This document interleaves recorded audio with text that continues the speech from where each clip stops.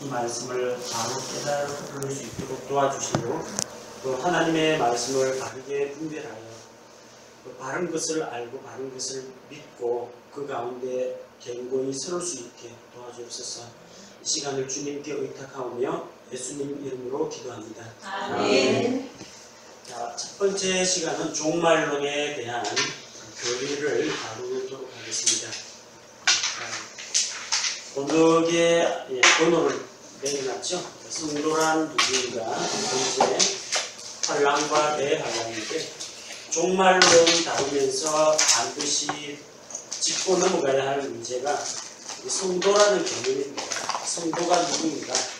왜냐하면 사람들이 요한계시록 읽다 보니까 요한계시록 성도들의 권세가 깨어지고 짐승 적그리스도가 성도들을 핍박하는 거 보니까 땅에 성도들이 휴거 안 되고 남아있는구나, 환란을 성도들이 통과하는구나, 그렇게 오해를 하는 경우가 있습니다. 성도가 누구를 말하는지 우리가 성경 말씀을 통해서 살펴보도록 하겠습니다. 한자로 쓰면 거룩할 성자에다가 물이 돋자 거룩한 물이라는 겁니다. 사람이 원래부터 거룩한 존재는 없죠. 하나님으로부터 세상에서 분리되어서 하나님께 거룩하게 구별된 자들이라는 겁니다. 그래서 베드로전서 2장 9절에 보면 구원받은 모든 사람들은 왕가의 제사장이요 거룩한 민족이요 하나님의 특별한 백성이라고 했습니다. 성경의 성도라는 단어는 네 종류가 나옵니다. 첫 번째 성도들은 누구냐면 시편 89편에 나옵니다. 시편 89편 5절에서 7절을 보겠습니다.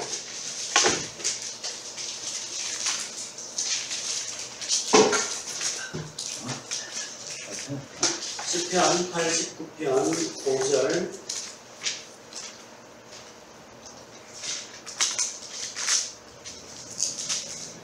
오 주여, 하늘들이 주의 이적들을 찬양하며 또 주의 신실하심도 성도들의 회중 가운데서 찬양하리이다.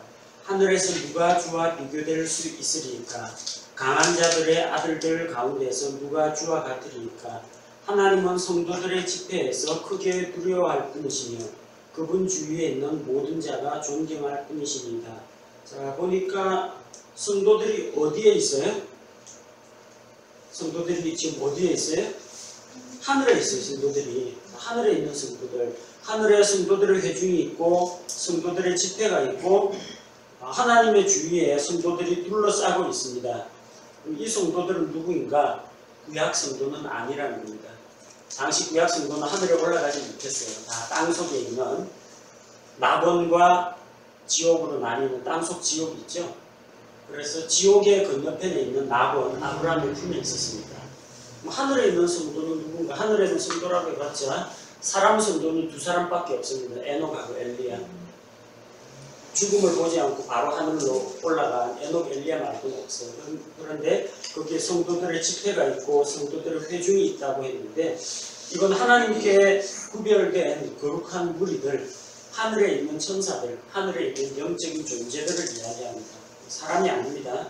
구약시대 성도들은 신약시대 예수님 십자가 죽음 부활 이후에야 셋째 하늘 낙원으로 올라갔고 땅 속에 있었기 때문에 여기 있는 성도들은 하늘의 천사들을 이야기합니다.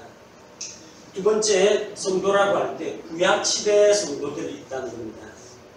시편 16편 3절, 땅에 있는 성도들과 뛰어난 자들에게 미치오니 나의 모든 기쁨이 그들에게 있나이다 하였도다. 시편 50편 5절에 보면은 나의 성도들을 내게로 모을지니 곧 희생물로 나와 언약을 맺은 자들이라 하시거든. 구약시대도 성도들이 있었다는 거죠. 하나님을 믿고 그분께로 나아온 이스라엘 백성이나 하나님에 대한 소식을 듣고 하나님께로 경배하러 나아온 자들, 하나님을 믿는 자들을 구약시대에도 성도라고 불렀다는 겁니다.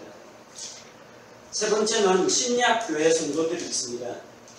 예수 그리스도의 피로 말미암아 세상으로부터 분리되어서 하나님께로 구별된 자들을 가리켜서 성도라고 부릅니다.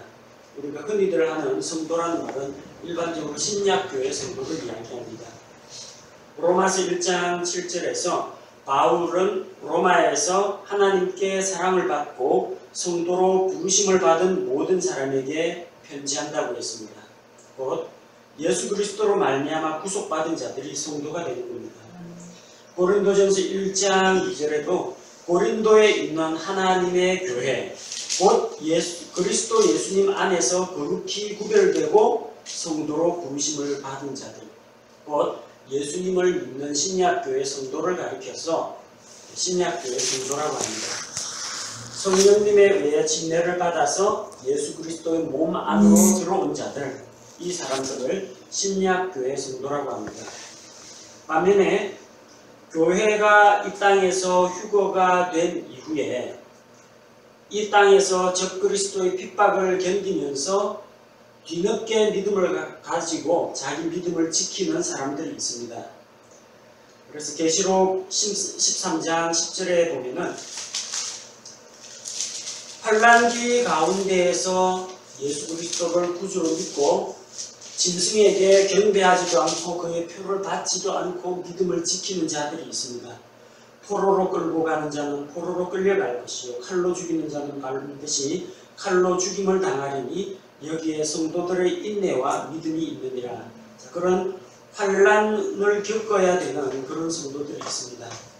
요한계시록 14장 12절 여기에 성도들의 인내가 있나니 곧 여기에 하나님의 명령들과 예수님의 믿음을 지키는 자들이 있느니라 하더라. 환난기에도 성도들이 있다는 겁니다. 환난기에 성도가 땅에 있다고 해서 그것이 신약교회의 성도들이 환난을 통과한다는 이야기는 아닙니다. 성경에 나오는 모든 성도가 다 신약 성도는 아니라는 겁니다. 하늘에 있는 영적 존재도 있고요, 구약 성도도 있고 신약 성도도 있고 환난기 성도가 있는데 이걸 우리가 잘 구별해야 한다는 겁니다. 덮어놓고 그냥 성도라고 하는 모든 신약교회 성도가 환난기 때 적그리스도에게 핍박을 받고 환난을 겪는 것으로 오해를 할 수가 있습니다. 자, 성도들은 어떻게 구원받느냐? 모든 시대에 모든 민족에게 공통적으로 적용되는 원리가 있습니다. By grace, through faith. 하나님의 은혜로 믿음을 통해. 내 믿음을 통해서 아닙니다. 하나님이 아무런 구원의 길도 안 열어주셨는데 믿습니다 한다고 해서 자기 주관적인 판단을 가지고 구원을 받는 게 아닙니다. 먼저 하나님께서 은혜를 베푸셔서 예수 그리스도를 통해서 또 하나님의 약속의 말씀을 통해서 구원의 길을 예비해 주시면 그 하나님께서 주신 그 구원의 방법을 믿음을 통해서 받아들이는 자들이 구원을 받게 된다는 겁니다. 구약시대에 어떻게 구원받았습니까? 하나님이 너희가 믿음을 가지고 짐승 희생을 하나님 앞에 가지고 와서 그 피를 뿌릴 때 그 믿음을 보고 죄의 용서를 해주신다 약속하셨습니다. 양 잡는다고 해서 용서가 되는 게 아닙니다. 양의 피에 무슨 주술적인 효력이나 마법적인 효능이 있는 게 아니고 하나님이 그렇게 약속하셨는데 그 약속의 말씀을 믿음으로 희생 헌물을 드린 자는 죄 문제가 해결이 되었다는 겁니다. 자, 그래서 구약시대의 성도들은 하나님의 약속의 말씀을 따라 하나님께서 요구하시는 것을 실제 믿음으로 행했습니다. 행위로 구원받은 것이 아니라 믿음이 있기 때문에 순종과 행위가 딸려온 겁니다. 구약시대 성도도 하나님의 은혜의 부르심과 그 하나님의 초청에 믿음으로 반응한 자들이 구원을 받았습니다. 신약교회 성도들 마찬가지입니다. 이미 오신 예수 그리스도를 우리가 믿음으로 받아들이고 내가 죄인이며 내 죄의 문제를 예수 그리스도께서 해결해 주셨다. 이것을 믿음으로 받아들이고 하나님께서 주신 구원의 선물, 은혜로운 선물을 믿음을 통해서 받아들이니까 구원을 받은 겁니다. 아멘. 환난기 성도들 역시 마찬가지입니다. 하나님께서 비록 예수님 오실 그 당시에 믿고 거듭나진 않았지만 은혜를 베푸셔서 한 번 더 기회를 주셨습니다. 이 환난기 가운데도 구원의 길은 언제나 열어놓으셨습니다.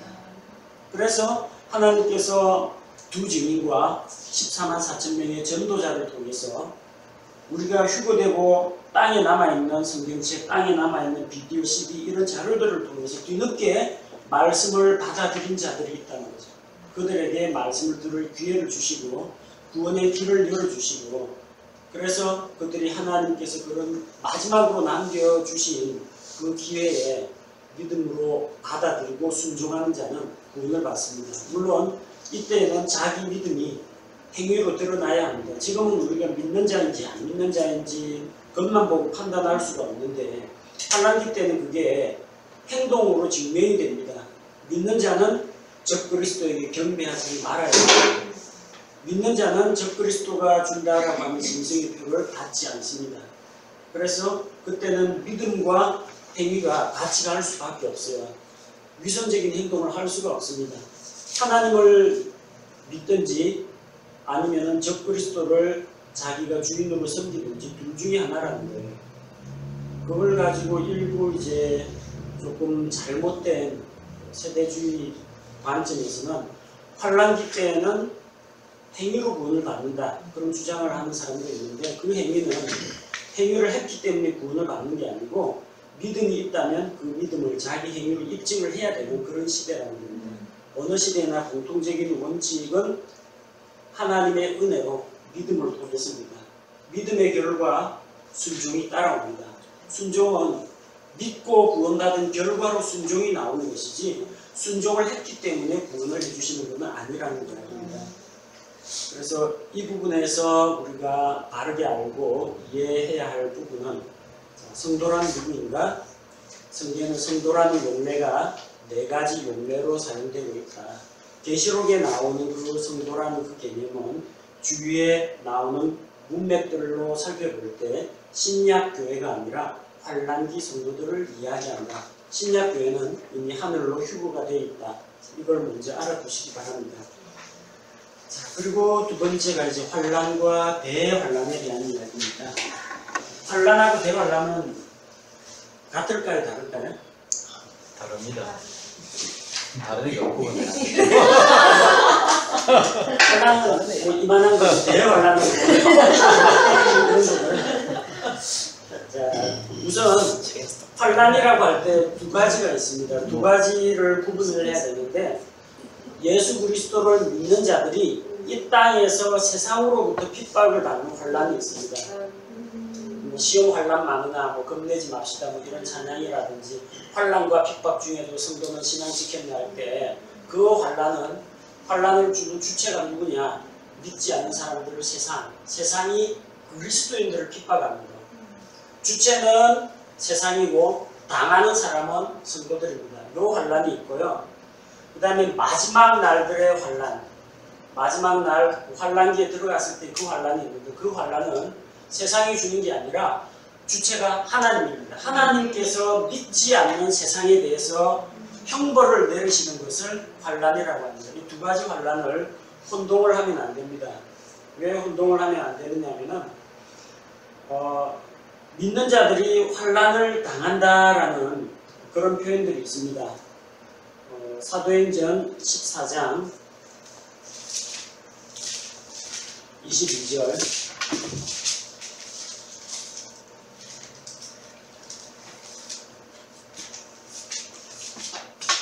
사도행전 14장 22절,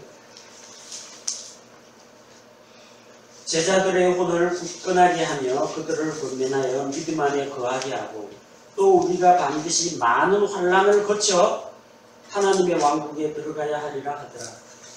그에게는 하나님의 왕국에 들어가려면 많은 환난을 겪어야 하리라 그렇게 있어요. 그러니까 구원받으려면은 마지막 날들을 환난을 통과해야 된다, 그렇게 착각하는 사람들이 있다는 겁니다. 왜 이런 이야기가 나왔을까요? 위쪽에는 19절 때문에 그래요. 어떤 유대인들이 안디옥과 이고니움에서 거기로 와서 사람들을 설득하고 돌로 바울을 친 뒤 그가 죽은 줄로 생각하고는 도시 밖으로 그를 끌어내더라. 완전히 정신을 잃고 쓰러진 거예요. 아마도 고린도후서 12장에 바울이 셋째 하늘로 끌려 올라갔다라고 하는 게 이때 아마 거의 반실신 상태에서 환상이나 뭐 어떤 이상을 보는 것이라고 아마 생각하는 성경학자들이 많습니다. 그래 돌 맞고 죽은 줄로 알았는데 20절에 제자들이 그를 둘러섰을 때 그가 일어나 도시로 들어간 거예요. 그러니까 지금 돌 맞아가지고 피 철철 흐르고 혹 나고 어디 부러지고 이래가 쩔뚝쩔뚝 하면서 이제 간 거예요. 그 복음을 전하는데 제자들 보면서 하는 이야기가 우리가 하나님의 왕국에 들어가려면 나처럼 이 땅에서 이런 고난을 받아야 한다, 그 이야기예요. 근데 지금 바울이 돌맞은 게 마지막 날에 적그리스도가 나타나고 하나님으로부터 불멸하게 떨어지는 그런 환란이냐, 그게 아니라는 거죠. 어떤 환란이에요? 세상이 믿지 않는 불신자들이 믿는 성도들을 핍박하는 그 환란이라는 이야기예요. 그러니까 마지막 날의 환란하고는 다른데 자꾸 이 구절을 가지고 하나님의 왕국 들어가려면 환란을 거쳐야 된다, 오해하는 사람들이 있다는 겁니다. 자, 성경에 나오는 환란은 두 종류가 있습니다. 하나는 불신자들이 신자를 핍박하는 환란이 있고, 또 하나는 하나님께서 불신자들을 심판하시는 환란이 있다는 겁니다. 자, 환란과 대환란, 마지막 7년 환란기는 둘로 나뉩니다. 다니엘 9장 27절에는 적그리스도가 이스라엘 백성과 한 일해 동안의 언약을 맺는다고 했습니다. 그런데 일해의 한 중간에 언약을 깨뜨린다고 했어요. 그 한 일해를 7년이라고 하는데 7년의 한 중간에 3년 반 동안은 이스라엘 편들어주고 아랍하고 관계 좋게 맺어주고 성전 지어주고 혜택을 주는데 3년 반이 지나면 적그리스도가 성전에 들어가서 자기가 하나님이다라고 하면서 하나님께 드리는 번제와 희생물을 다 그치고 자기를 경배하라고 합니다.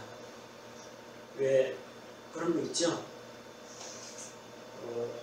상대방을 제일 괴롭게 하는 방법. 상대방이 제일 아끼고 좋아하는 그 사람을 빼앗아서 자기 사람으로 만드는 최고의 복수로 사람들이 생각하거든요. 사탄이 가지고 있는 생각도 하나님의 백성 이스라엘이 하나님을 저버리고 자기한테 경배하면 마귀가 그거보다 더 좋아하는 게 없어요. 그래서 이스라엘 민족을 집중적으로 괴롭힙니다. 후반기 3년 반 동안 경배할래 죽을래, 그래서 핍박을 하게 된다는 거죠.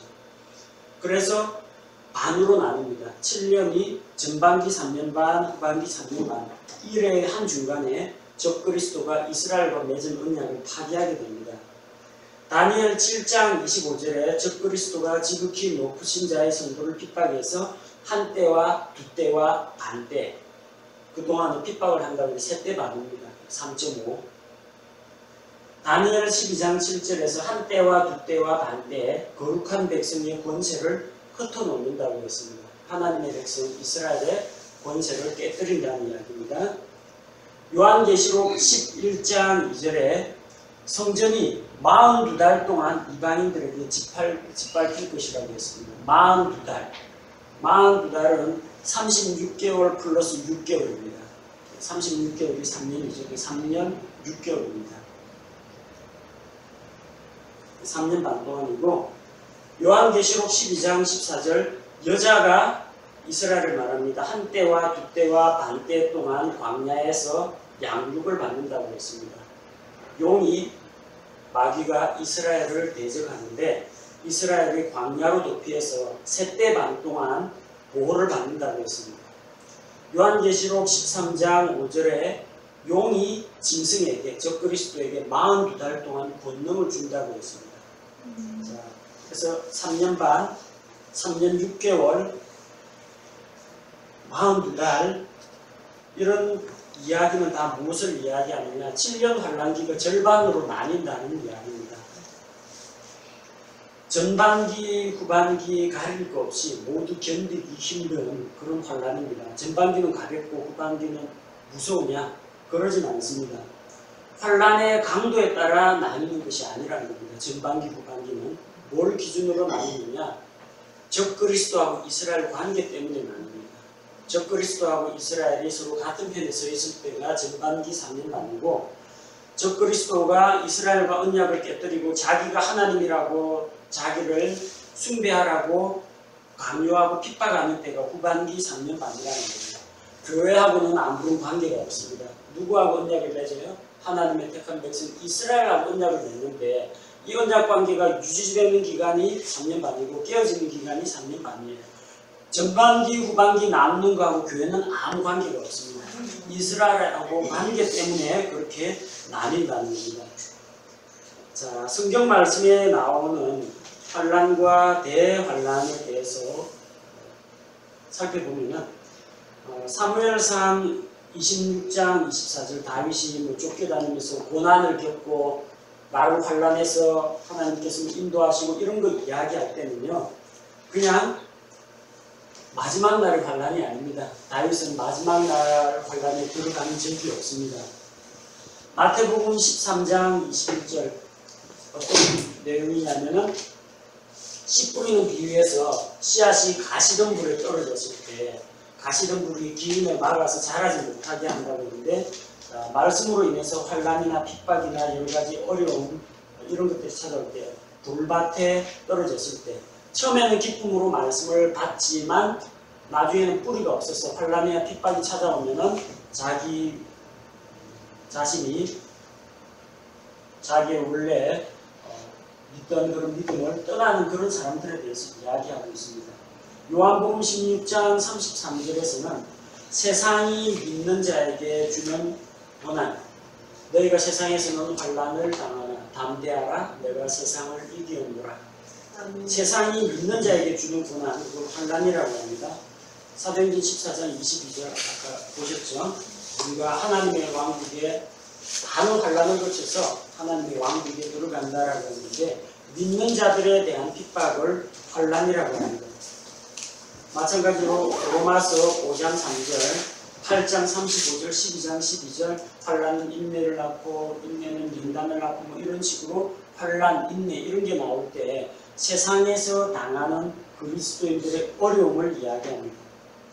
고린도후서 1장 7장에 나오는 바울과 그 동료들이 그리스도를 위해 겪은 고난, 여행의 위험과 칼의 위험과 여러 날 동안 먹지 못하고 자지 못하고 동족들의 위험과 이런 환란을 겪었다. 그리고 이 환란을 통해서 환란 중에 있는 여러 사람들을 우리가 위로할 수 있게 되었다. 그런 환란은 세상으로부터의 핍박입니다. 에베소서 3장 13절에 나오는 이것 역시 복음을 전하다가 겪는 고난, 바울의 옥중 생활 이런 것 역시 세상으로부터 겪는 환란입니다. 데살로니가 교인들 특히 환란이 심했죠. 데살로니가전서 3장 4절, 그리고 데살로니가후서 1장 4절, 데살로니가 교인들이 자기 지역에 있는 동족들로부터 예수님을 믿는다는 그 이유 때문에 받는 핍박, 고난, 그것을 환란이라고 했습니다. 반대로 너희를 괴롭게 하는 자들에게는 환란으로 갚으시고, 역시 데살로니가에서 핍박하는 사람들이 환란기를 겪었다는 이야기가 아닙니다. 이거 역시 그들 역시 세상에서 어려움을 당하게 된다는 이야기입니다. 마지막 날들의 환란은 아니고 이 땅에서 이 세대 가운데서 겪는 그런 환란이라는 겁니다. 일반적인 고난입니다. 자, 마지막 날의 환란은 어디에 나오느냐? 제일 처음 나오는 구절이 신명기 4장 30절입니다. 신명기 말씀은 하나님께서 누구에게 하신 말씀이에요? 이스라엘 백성에게 하신 말씀입니다. 아직 신약교회는 나오지도 않았습니다. 신명기 4장 30절에 보면은 이 모든 일이 내게 임하여 내가 환란 중에 있을 때에 곧 마지막 날들에, 여기 마지막 날들이라는 말이 나오죠. 그러니까 마지막 날들의 환란 중에 있을 때에 내가 주 내 하나님께로 돌아와 그분의 음성에 순종하면 환란기를 통해서 이스라엘이 하나님께 회개하고 돌아올 것을 신명기에서 미리 말씀하고 있다는 겁니다. 자, 또 하나님께서 보시면 그 다음에 나오는 구절을 보면 40절에 보면요, 그런 까닭에 이날 내가 내게 명령하는 그분의 법규와 그분의 명령을 지키라. 그리하여야 너와 내 뒤를 이을 내 자손들이 잘되고 주 내 하나님께서 영원토록 내게 주시는 땅에서 내가 내 날들을 길게 하리라. 이 땅을, 팔레스틴 땅을 이스라엘 백성에게 영원토록 준다고 했어요. 하나님께 반역해서 쫓겨나고 돌아오고 쫓겨나고 돌아오고 했는데도 불구하고 언제 영원토록 줍니까? 나중에 천년왕국 되면은 예수님께서 다윗의 왕좌에 앉아서 이스라엘을 비롯하여 온 세상을 다스리십니다. 그게 이루어질 것을 이야기하거든요. 그러면 어떻게 돼요? 왕국의 백성들이 회개하고 돌아온다는 게 전제가 되어 있습니다. 그들이 회개하고 돌아와서 회복이 될 겁니다. repent, 회개하고 return, 돌아와서 recover, 다시 회복이 됩니다. 하나님하고의 관계 문제라는 겁니다.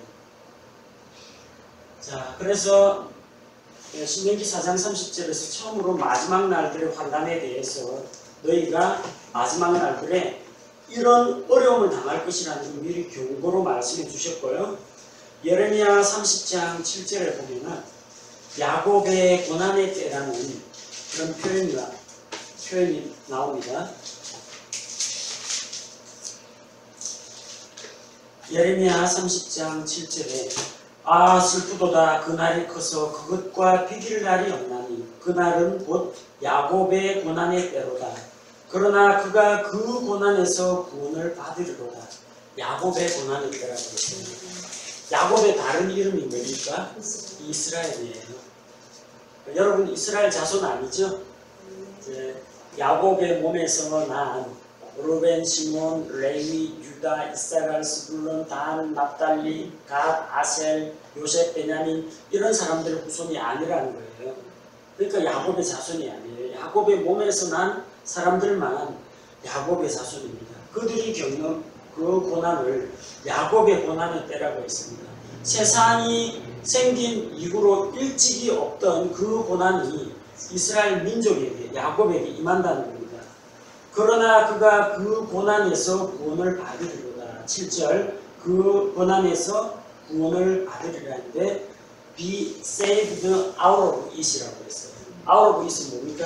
고난 가운데 들어가 있는 데서 out of 구원을 받는다는 게 아닙니다. 그러니까 이 사람들은 환난을 통과해요. 누가? 야곱. 이스라엘은 환난을 통과하되 그 가운데서 그들이 회개하고 돌아올 때 구원을 받을 수 있다는 이야기입니다. 신약교회 이야기가 아니고요. 마태복음 24장 21절 그리고 29절에 보니까 예수님께서 마지막 때에 있을 일에 대해서 제자들에게 올리브산에서 말씀해 주셨습니다. 마태복음 24장 21절 그때 큰 환란이 있으리니 큰 환란 한자로 대환란입니다. 대환란 큰 환란이 있으리니 세상이 시작된 이래로 이때까지 그런 환란이 없었고 이후에도 없으리라. 이게 마지막 날들의 환란입니다. 그리고 29절 그 날들의 환란 뒤에 여기는 대환란이라는 말은 없고 그냥 그 날들의 환란 뒤에 즉시 해가 어두워지며 달이 자기 빛을 내지 아니하고 별들이 하늘에서 떨어지며 하늘들의 권능들이 흔들리리라. 이것도 마지막 날 환란기에 있을 그 환란을 이야기합니다. 앞쪽에서는 큰 환란, 대환란이라고 했고요. 뒤쪽에 29절에서는 그냥 환란이라고 했습니다. 성경에서 트리블레이션하고 그레이트 트리블레이션을 섞어서 사용하고 있다는 얘기입니다. 왜 이렇게 섞어서 사용하고 있느냐? 마지막 그 전반기는 가벼운 환란이고 후반기는 무서운 환란이냐? 그게 아니고요. 둘 다 무서운 환란이에요. 그래서 7년 전체를 가리켜서 대환란이라고 부르기도 합니다. 세상이 생긴 이래로 없던 큰 환란이기 때문에. 반대로 7년 전체를 가리켜서 그냥 환란이라고 부르기도 합니다. 단 우리가 세상으로부터 받는 핍박이 아니라 하나님께서 이 죄인들을 심판하시는 징벌이기 때문에 그걸 환란으로 부르기도 하고 대환란으로 부르기도 합니다. 그런데 유대인하고 관련해서 이야기할 때 전반기는 환란, 후반기는 대환란이라고 합니다. 전반기 환란은 적그리스도가 이스라엘한테 잘해줍니다. 언약을 맺고. 하지만 하늘에서 쏟아지는 건 그대로 맞아야 됩니다. 하늘에서 뭐 우박 떨어지면 맞아야 되고 뭐 이상한 곤충들이 나타나서 사람을 물고 해치고 그러면은 겪어야 되고 물이 피가 되고 마실 물이 없어지고 하면 똑같이 겪습니다. 그런데 후반기는 거기에 뭐가 더해져요? 하늘에서 쏟아지는 거 말고 적그리스도가 퍼붓는 환란이 또 있어요. 경배 안 하는, 자기를 경배하지 않는 유대인들을 핍박하는 적그리스도의 그 집요한 핍박과 박해가 있다는 거예요. 엎친 데 덮친 격이에요. 그래서 그 두 가지를 겹쳐서 봤기 때문에 특별히 후반기 3년 반을 대환란으로 구분하기도 합니다. 환란이 더 무섭고 어디서가 아니고요. 유대인들 입장에서는 그렇다는 겁니다. 민족이 시작됐는데 그런 환란은 옛날에 바빌론이 쳐들어오고 로마가 쳐들어왔을 때도 그런 일은 없었다는 겁니다. 정말 초자연적인 그런 재앙들이 일어나는 그때라는 겁니다. 자, 그래서 마가복음 13장 24절은 세상이 시작된 이래로 없던 큰 환란이라고 이야기합니다. 로마서 2장 5절 9절 악을 행하는 각 사람에게 환란이 있을 것이다 했는데 악인들에 대한 하나님의 심판을 말합니다. 계시록 7장 14절에 나오는 그 내용, 자, 환란기 중에 구원받은 성도들이 겪어야 되는 그런 환란이 있습니다. 요한계시록 7장 14절에 보니까 내가 그에게 이르되 장로여 당신이 아시나이다 하니 그가 내게 이르되 이들은 큰 환란에서 나와 자기 예복을 씻고 어린 양의 피로 그것을 희게 한 자들입니다. 환란기 가운데 예수님을 믿은 사람들이 있는데 환란기 성도들이 받는 그 환란을 큰 환란, 대환란이라고 이야기했습니다. 환란기 때 믿음을 가진 사람은 언제부터 환란을 받을까요? 7년 전체 다 받을까요? 아니면 3년 반부터 받을까요? 환란기 때 예수님을 믿은 성도들 7년 다 받습니다. 적그리스도가 그리스도인이 된 사람을 3년 반 놔두고 3년 반 후반기부터 핍박을 하는 게 아니고 후반기부터 핍박받는 거는 유대인들 이야기이고 이 환란을 거쳐서 나오는 무리들 14만 4천 명의 전도단에게서 말씀을 전해 듣고 어린 양의 피로 구속함을 받은 이 사람들은 환란기 내내 예수님 믿는다는 그런 믿음을 가지고 있지만 하늘에서 쏟아진 거 받고 적그리스도가 핍박하는 것도 받습니다. 그렇기 때문에 이들은 큰 환란에서 나온다고 했어요. 7년 동안 큰 환란을 겪고 나옵니다. 그러니까 후반기뿐만 아니라 7년 전체를 다 큰 환란으로 이야기하기도 한다는 거죠. 유대인들 관점에서 볼 때는 후반부 3년 반을 대환란, 큰 환란으로 이야기하기도 한다는 겁니다. 자, 그래서 우리 용어를 구분을 해야 되는데 믿음을 따라서 사는 자가 세상으로부터 받는 그런 환란, 그 일반적인 고난이라고 합니다. 그러나 마지막 날들에 하나님께서 안 믿는 자들을 심판하시는 그 환란은 마지막 날들의 환란이라고 합니다.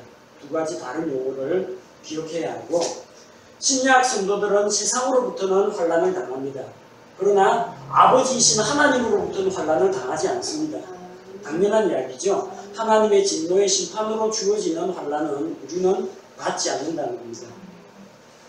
자, 마지막 날들에 있을 7년 환란을 어떤 성경 구절에서는 아까 신명기 4장 30절 마지막 날들에 있을 환란이라고 했고 마태복음 24장 29절에서 그 날들의 환란 뒤에 할 때 그냥 환란이라고 부르기도 했습니다. 그런데 마태복음 24장 21절에 보니까 큰 환란이라고 했고요. 요한계시록 7장 14절도 큰 환란에서 나오는 자들이라고 했습니다. 7년 환란이 환란이라고 불리기도 하고 대환란이라고 불리기도 한다는 겁니다. 자, 계시록 7장 14절 환란 성도들은 큰 환란에서 나온다고 했는데 이것은 전 후반부를 모두 포함하는 개념이라는 겁니다. 예레미야 30장 7절 야곱의 고난의 때 이야기죠. 7년 중 3년 반은 적그리스도가 잘해주는데 3년 반은 유대인들을 핍박하는데 유대인들이 겪을 그 고난을 가리켜서 대환란이라고 부릅니다. 자, 그래서 환란, 대환란, 전반기 3년 반, 후반기 3년 반 이게 누구 때문에 나뉘냐? 유대인들 때문에 나뉩니다. 신약교회하고는 관계없이 유대인 때문에 나뉘는 겁니다. 그래서 7년 전체를 환란 혹은 대환란이라고 부르셔도 상관이 없고 전반부는 환란, 후반부는 대환란, 유대인들 입장에서 그렇게 부르셔도 상관이 없다는 겁니다. 그러나 트리뷸레이션이 됐건 그레이트 트리뷸레이션이 됐건 신약 교회 성도들한테 그게 없다는 겁니다. 마치 누가 이야기했죠. 캔슬 세계에서는 마징가 제트도 없고 그레이트 마징가도 없고 마찬가지로 우리에게는 뭐 환란이나 대환란이나 우리는 그걸 받지 않고 휴거가 된다는 이야기입니다. 왜? 마지막 날들의 환란은 누가 주시는 거예요? 하나님께서. 왜? 믿지 않는 세상들을 징벌 하느라 그 믿는 사람들한테 대단히 없다라는 이야기입니다. 환란을 주는 주체가 누구인지를 잘 분별해야 됩니다. 세상이 믿는 자에게 주는 환란하고 하나님께서 죄악된 세상을 심판하시는 그 환란하고 우리가 혼동을 하지 말아야 합니다. 그래야 이 땅에서는 우리가 세상으로부터 환란을 당하나 아버지 하나님으로부터는 결코 환란을 당하지 않는다. 이걸 확실하게 기억하면은 환란 통과설이나 뭐 부분 환란 통과설이나 이런 거에 대해서 우리가 현혹되지 않을 수가 있습니다. 항상 어떤 것이든지 개념과 용어 정의가 중요합니다. 성도가 누구인가? 환란이란 무엇인가? 그 세상이 주는 환란인가? 하나님이 내리시는 심판인가? 이 개념을 잘 붙드시기 바랍니다.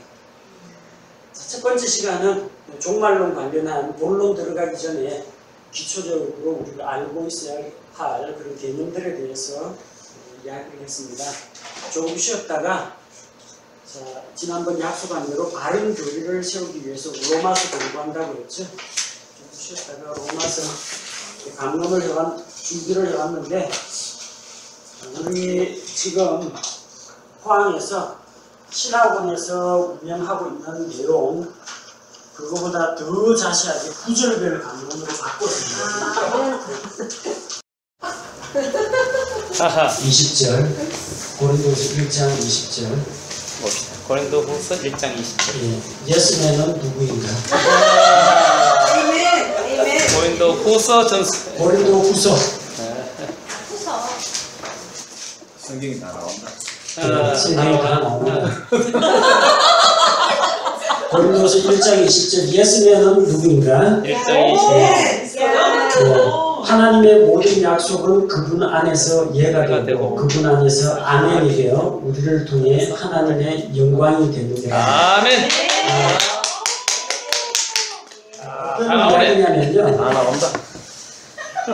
17절에 보니까 사도 바울이 이런 고백을 합니다. 그러므로 이렇게 작정하였을 때 내가 너희를 거쳐서 고린도를 거쳐서 마케도니아로 들어가고 또 너희가 보내주면 또다시 유대로 가기로 예루살렘을 구제하러 가기로 그런 작정을 했을 때 내가 경솔히 하였겠느냐 혹은 내가 계획한 것들을 육신에 따라 계획하여 예예하고는 아니요 아니요 하는 일이 내게 있겠느냐 오직 하나님은 참되시니 너희를 향한 우리의 말은 예하고는 아니요 아니었노라.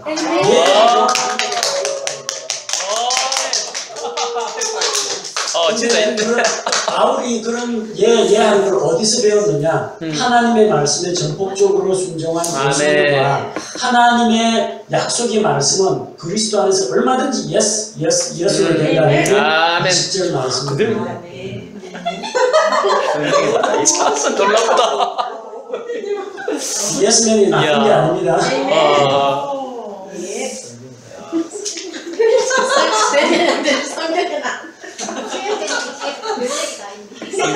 놀랍다. 9시 25분이죠? 예, 조금 시간이 좀 흘렀습니다. 대단하시다. 로마서 네. 집에서 저 집사람하고 이야기가 안 되면 성경 갖고 합시다. 그럼 제가 깨갱깨갱 몇 장, 뭐, 야. 몇 서, 무슨 서, 몇 장을, 몇 절 폈어요. 어떻게 이걸 그래 바뀌어? 이걸 어떻게 기억하시나? 진짜 신기하다. 지난 시간에 로마서 전체 개관에 대해서 살펴봤는데 이제 로마서 1장부터 가능하면은 한 번 할 때마다 그 한 장을 나갔으면 좋겠고요. 구절이 좀 길고 다룰 내용이 많으면 좀 반으로 나누어서 했으면 합니다. 그래서 로마서 1장 오늘은 1절부터 시작해서 이쪽에 나온 17절까지를 살펴보고자 합니다. 로마서 1장 1절 누가 한번 읽어주시죠. 예수 그리스도의 종 바울은 사도로 부르심을 받아 하나님의 복을 위해 구별되었는데 예, 사도 바울이 자기를 소개하고 있습니다. 두 가지 신분을 이야기하고 있죠. 첫 번째는 예수 그리스도의 종. 종은 노예를 이야기합니다. servant로 이야기하기도 하고 slave로 이야기하기도 하는데 원래 doulos-라는 말은 종을 이야기합니다. 하나님의 종, 예수 그리스도의 종.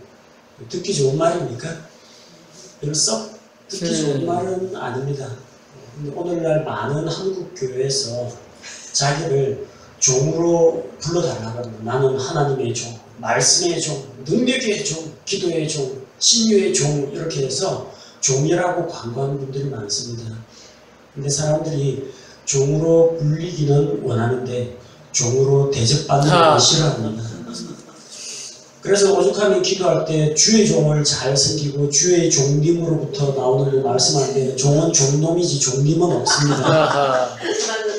여러분 성도들은 하나님의 자녀들이고 목회자는 하나님께서 세우신 종입니다. 자기 아들을 섬기라고 보낸 종이기 때문에 여러분이 목회자로부터 섬김을 받아야 합니다. 여러분이 목회자를 어떻게 섬겨야 하는 게 아니고 순서가 바뀌어 있죠. 사도 바울은 자기를 분명히 종이라는 거 먼저 이야기하면서 내가 예수 그리스도의 사도인데 말이야. 감히 내가 대언자인데 말이야. 그 이야기가 아니고 스스로의 고백이 나는 종입니다. 그것부터 이야기하고 있어요. 근데 어떤 종이냐? 그는 사도로 부르심을 받았다는 겁니다.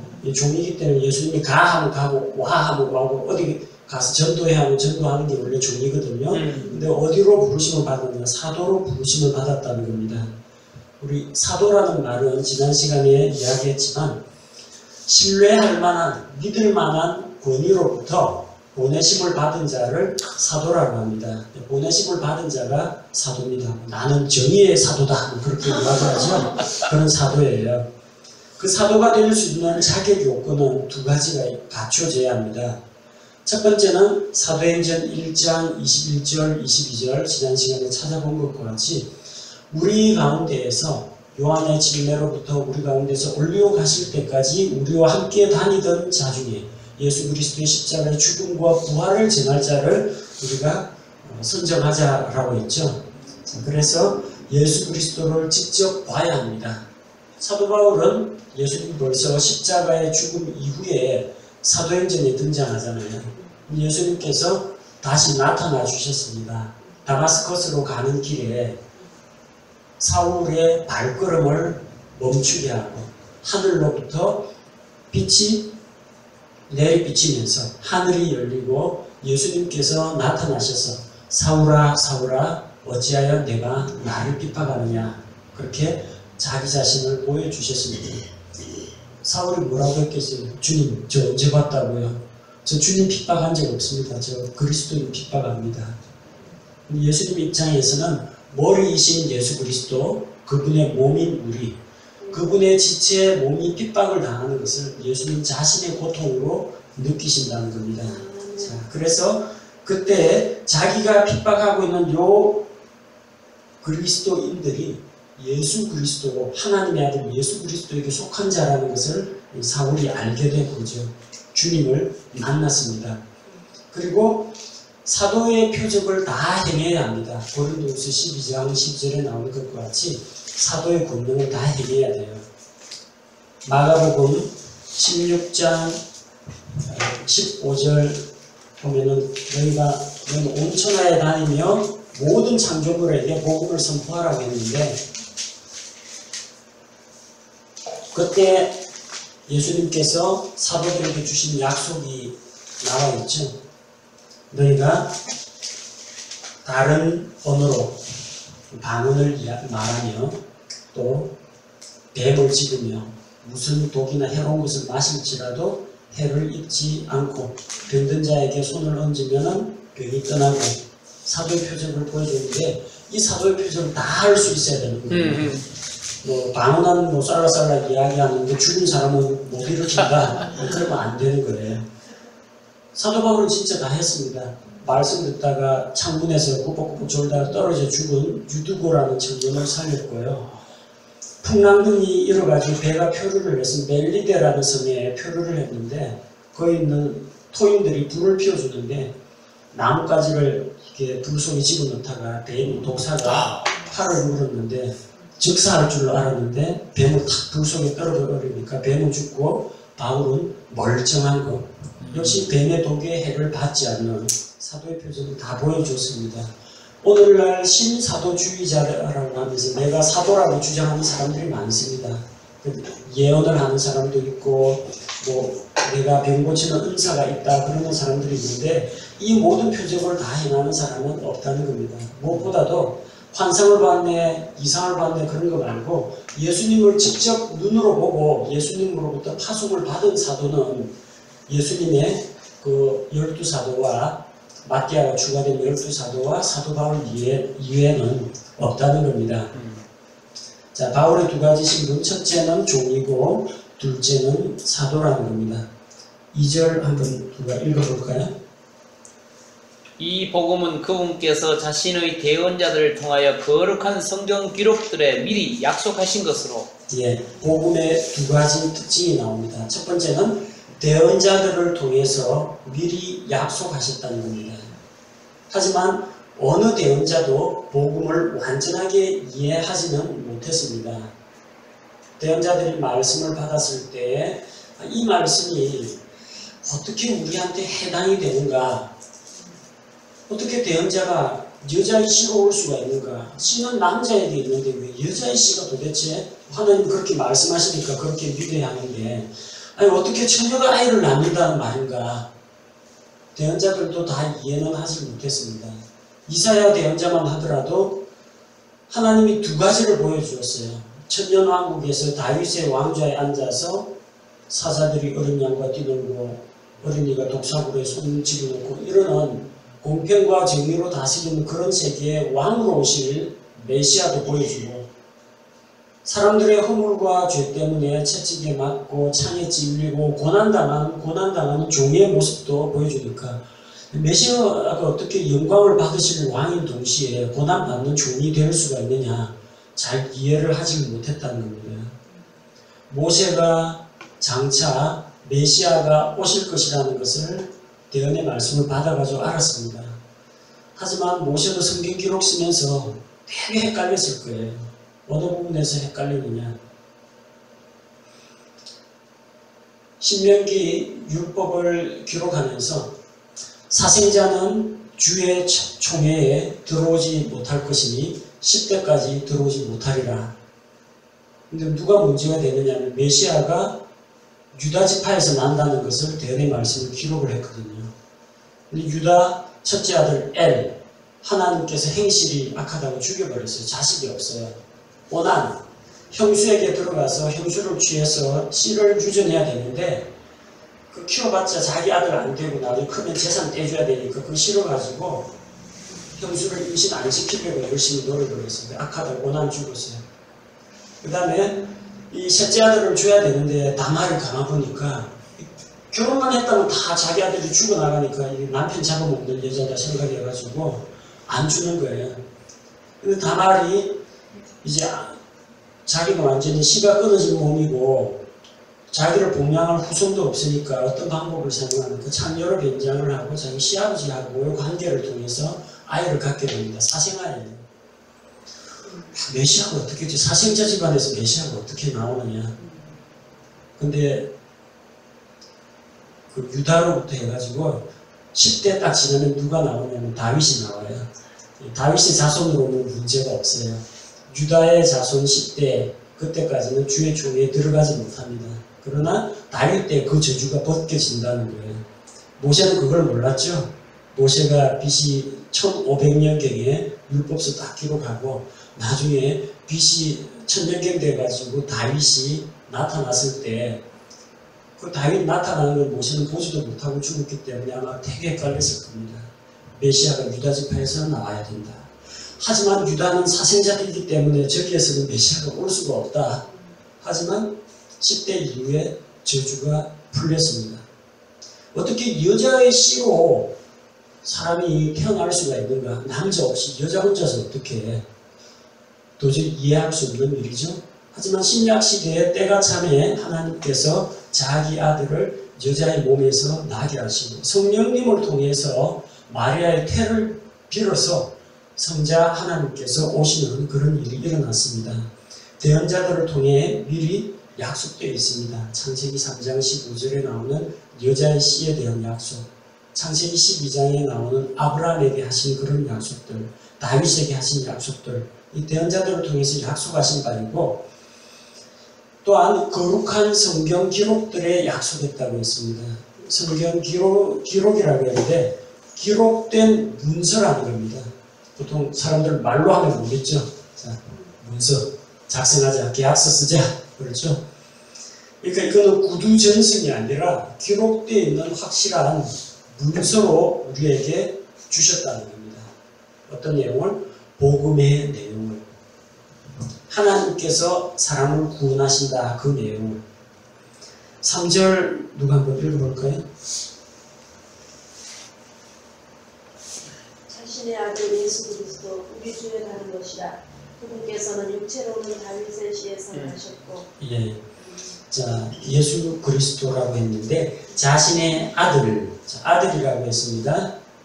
그 아들은 어떤 아들이냐? The only begotten son이라고 했는데 영어에서 여자가 아이를 낳다라고 할 때 bear, B-A-R, bear, born이라고 합니다. 근데 남자가 아이를 낳는다 할 때 begatten이라고 합니다. 아브라함이 이삭을 낳고, 아브라함이 자궁이 있는 것도 아닌데 이삭을 어떻게 낳습니까? 사라가 낳은 거예요. 아브라함이 낳은 게 아닌데, 이 비겟이라는 말은 독특한 관계, 부자 간의 관계, 왕위 상속 관계, 그 관계를 이야기하는 거지, 이 모태로부터 출산하는 이야기가 아니라는 겁니다. 하나님이 임신을 해서 출산을 한 아들이 아니고요, 하나님과의 독특한 관계를 맺고 있는 독생자라는 뜻입니다. 출생이나 창조를 통해서 만들어진 존재가 아니라는 겁니다. 그분은 영원 이전부터 하나님께서 계시던 그때부터 아들 하나님께서는 독생자라는 그런 위치로 함께 계셨다는 겁니다. 자, 두 번째 그분의 이름은 자신의 아들 예수 그리스도, 예수라고 했죠. 예수라는 이름은 유대인 남자 이름입니다. 흔한 이름이에요. 마태복음 1장 21절에 아들을 낳으리니 그 이름을 예수라 하라. 이는 그가 자기 백성을 그들의 죄에서 구원할 자이기 때문이라. 예수라는 이름은 구원자라는 뜻입니다. 히브리어로 이야기하면 여호수아가 됩니다. 혹은 호세아가 됩니다. 둘 다 구원자라는 의미입니다. 자, 이 예수라는 이름은 유대인이라면 그냥 가질 수 있는 일반적인 사람 이름이에요. 예수님의 인성을 나타내고, 예수 그리스도 할 때 그리스도라는 것은, 그리스도는 히브리어로는 메시아라고 합니다. 메시아라는 말은 기름 부음을 받았다는 뜻입니다. 구약시대의 직분 가운데에서 기름을 부어서 세우는 직분이 세 가지가 있습니다. 첫 번째는 왕이고, 두 번째는 제사장, 세 번째는 대언자는 기름을 부어서 세웁니다. 그래서 하나님 앞에서의 공적인 사역을 감당하는 그 신분을 그리스도라고 합니다. 이것은 예수 그리스도의 신성을 나타냅니다. 예수님은 유대인의 왕으로 오셨습니다. 천년왕국을 다스릴 만왕의 왕 만주의 주로 오십니다. 예수님은 지금 하나님 보좌 우편에 계시면서 우리를 위해서 중보하시는 대제사장으로 계십니다. 예수님은 이 땅에 계실 때 왕국의 복음을 우리에게, 하나님의 말씀을, 하나님의 진리를 우리에게 가르쳐 주신 대언자 역할을 하셨습니다. 이 세 가지 메시아, 기름 부음 받은 자의 역할을 예수님께서 다 수행하셨다는 겁니다. 그 다음에 나오는 이름은 예수 그리스도 우리 주. 이 주라는 단어는 구약 성경에 여호와라는 단어, 제호바라는 단어가 LORD 모두 넉자 모두 대문자로 기록된 로드라는 그 단어입니다. 그게 신약 성경에 와서는 큐리오스, 그리스어로 큐리오스라고 하는데 영어로 번역할 때는 주라고 번역합니다. 곧 구약의 그 여호와 하나님이 바로 예수님과 같다라는 것, 예수님이 하나님이시라는 그 사실을 보여줍니다. 또한 이 구절에서 그분의 인성이 나타나 있습니다. 육체로는 다윗의 씨에서 나셨다. 예수님 족보 보면, 마태복음 족보 보면 다윗은 바세바에게서 솔로몬을 낳고, 다윗 솔로몬 계열로 내려오면은 예수님의 아버지, 양 아버지가 되는 요셉의 족보가 나옵니다. 그런데 모계로 올라가면요, 누가복음 3장에서는 족보가 거꾸로 올라갑니다. 예수님은 사람들에게 알려진 바로는 요셉의 아들인데, 사람들이 알고 있기로는 요셉의 아들인데 실은 아니라는 이야기예요. 다만 사람들은 가난한 목수 요셉의 아들로 알고 있는데, 이 요셉은 누구냐? 헨리의 아들이라고 했어요. 이 헨리의 아들이라고 하면 헨리는 목수 요셉의 장인입니다. 장인. 헨리는 그 위에 누구 거슬러 올라가면 어디까지 올라가느냐? 나단, 다윗으로 올라갑니다. 누가복음에서는 모계의 족보를 이야기하고 있어요. 다윗에게 솔로몬이라는 아들이 있고 나단이라는 아들이 있는데, 나단 대언자 말고 나단이라는 아들이 있는데, 아버지 계열로 쭉 올라가면 솔로몬 다윗이 나오고, 엄마 계열로 쭉 올라가면은 나단 다윗으로 올라갑니다. 아버지 쪽으로 봐도 엄마 쪽으로 봐도 다윗의 자손이라는 겁니다. 자, 다윗의 씨라고 했는데 다윗의 씨들이 아닙니다. 다윗의 씨라고 단수로 되어 있는데 이것은 한 사람을 가리킵니다. 하나님께서 사무엘하 7장 8절에서 16절 말씀에 보면은 다윗에게 언약을 주십니다. 다윗이 나는 백향목 왕궁에 거하는데 하나님의 언약궤는 텐트 속에 있다. 내가 주를 위해서 집을 짓겠다고 하니까 대언자 나단이 찾아와서 하나님의 말씀을 전합니다. 내가 이스라엘 어느 지파 어느 사사에게 너희가 어찌하여 나를 위해 궁전을 짓지 않느냐, 집을 짓지 않느냐 하고 한 적이 있느냐.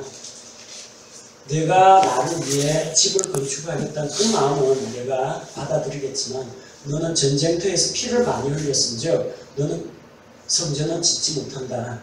다만 다윗의 씨에서 난 자가 하나님의 성전을 지을 것이고 내가 그의 집을 세우고 그 왕국은 영원한 왕국이 될 것이요 다윗의 왕좌가 끊어지지 않을 것이라고 약속을 주셨어요. 근데 실제로는 다윗 다음에 솔로몬, 로보암 때 남왕국, 북왕국 갈라지고 쭉 타락의 길을 걸어가지고 결국은 바빌론 포로로 잡혀갔다가 돌아온 다음에 시리아에 의해서, 이집트에 의해서, 또 나중에는 그리스 제국, 로마 제국에 의해서 다 짓밟히고 AD 70년경 예루살렘 함락되면서 전 세계로 뿔뿔이 흩어져 버렸어요. 지금도 왕이 없습니다. 대통령, 총리 이런 사람은 있지만 지금도 왕을 세우지 못하고 있어요. 그러나 그 다윗의 씨가 와서 다윗의 왕좌에 앉아서 영원 무궁토록 다스린다고 했습니다. 누가복음 1장 32절 33절 말씀을 보면 예수님이 오셔서 다윗의 왕좌에 앉아서 다스린다고 했습니다. 다윗의 씨로 오셨다는 겁니다. 이것은 그분의 인성을 나타내고 있습니다. 육체로는 다윗의 씨에서 나신다고 했고, 4절 말씀을 볼까요?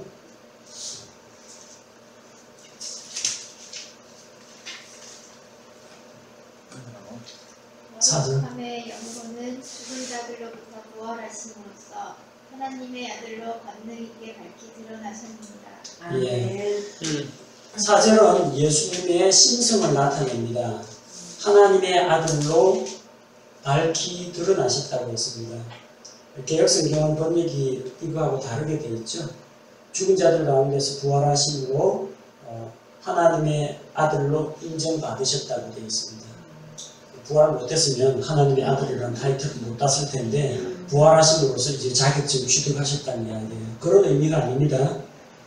로마서 1장 4절은 예수님의 부활이 그분께서 하나님의 아들이라는 그 사실을 드러냈다라고 이야기합니다. 자, 예수님은 독특한 이름을 받았습니다. 히브리서 1장 4절 5절 예수님은 영광스러운 이름을 받았어요. 어떤 이름이에요?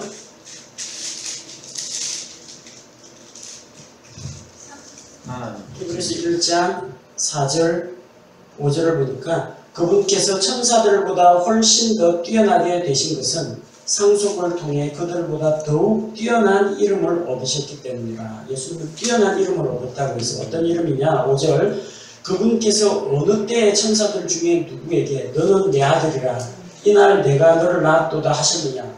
어느 천사에게도 그런 이야기는 한 적이 없다는 이야기예요. 또다시 나는 그에게 아버지가 되고 그는 내게 아들이 되리라 하셨느냐? 자, 그런 일이 없다는 거예요.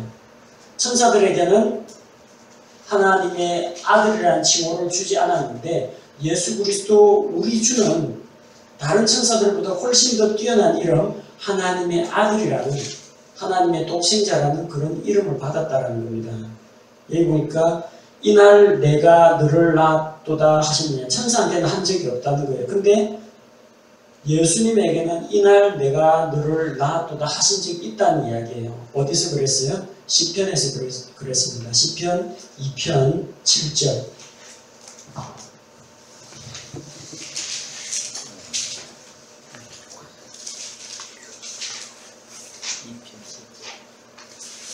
시편 2편 7절을 보니까 내가 진명을 밝히 보이리라.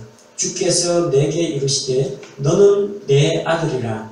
이날 내가 너를 낳았도다. 자기의 독생자에 대해서는 너는 내 아들이라. 천사에게는 그렇게 하신 적이 없으면서 예수 그리스도에게는 그렇게 하셨다는 이야기입니다. 이날 내가 너를 낳았도다. 이날 this day. this day가 언제예요? 이게 언제를 이야기하느냐? 사도행전 13장 33절과 34절에 나옵니다.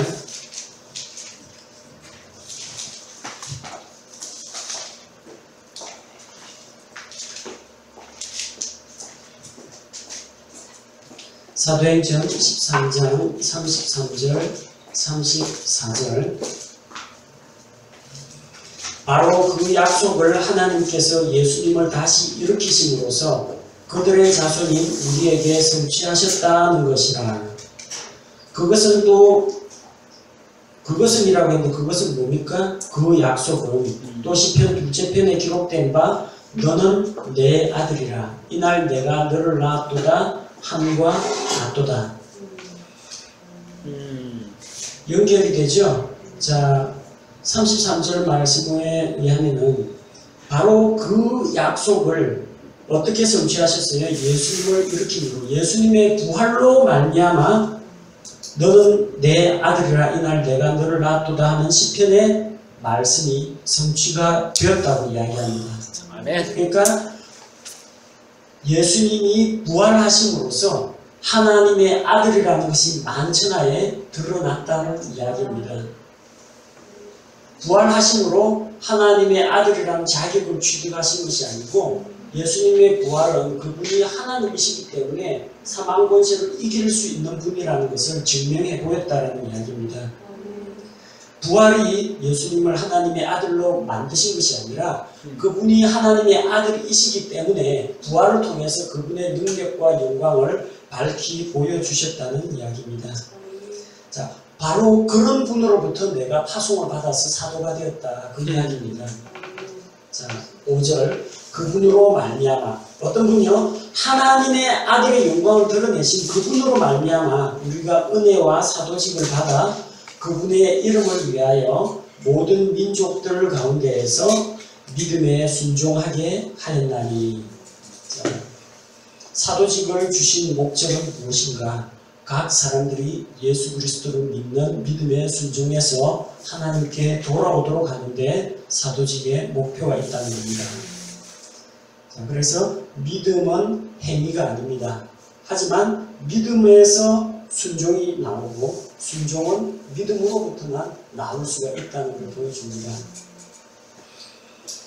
그러면서 로마에 있는 성도들에게 사도 바울이 이야기합니다.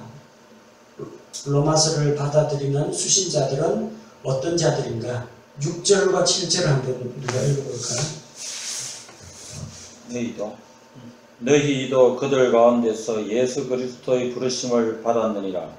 바울은 로마에서 하나님께 사랑을 받고 성도로 부르심을 받은 모든 사람에게 편지하노니 하나님 우리 아버지와 주 예수 그리스도로부터 은혜와 평강이 너희에게 있을지어다. 아멘. 자, 수신자들에 대한 묘사가 나오죠. 너희는 예수 그리스도의 부르심을 받은 자다. 예수님이 불렀습니다.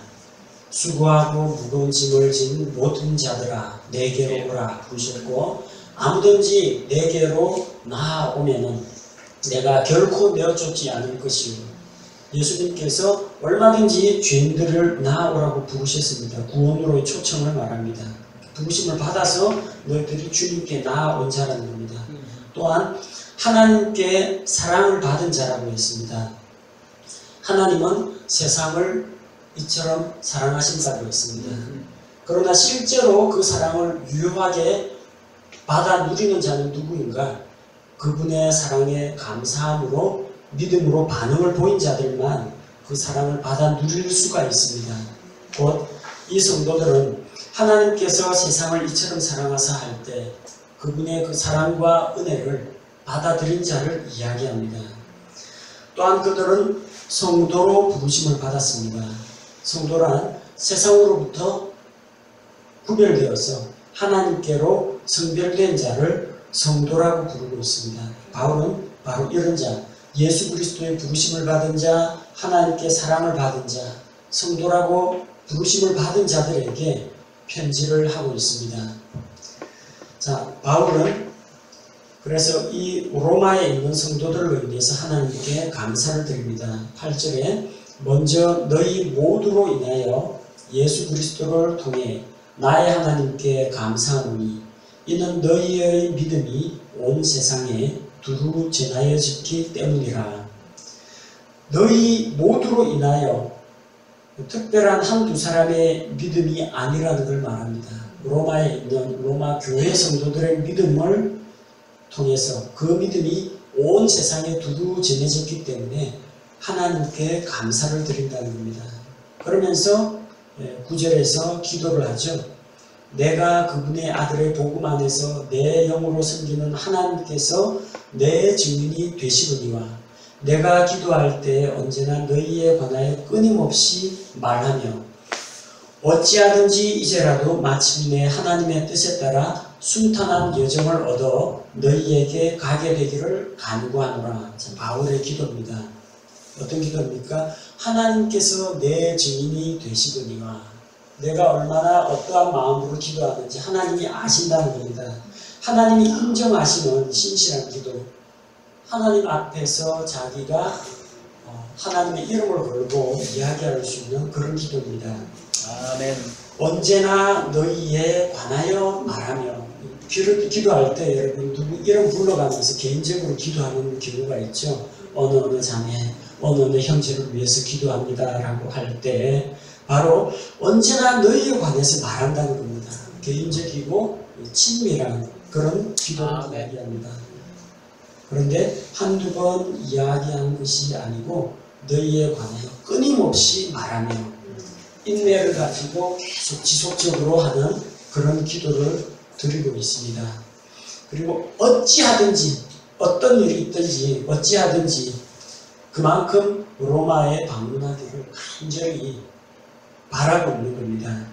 그런데 내 뜻대로가 아니라 하나님의 뜻에 따라, 10절에 하나님의 뜻에 따라, 하나님의 뜻에 따라 순종하는 기도를 하고 있습니다. 그동안 가고자 마음을 먹었지만 여러 차례 갈 길이 막혔는데 하나님께서 길을 열어주시면 가겠다는 겁니다.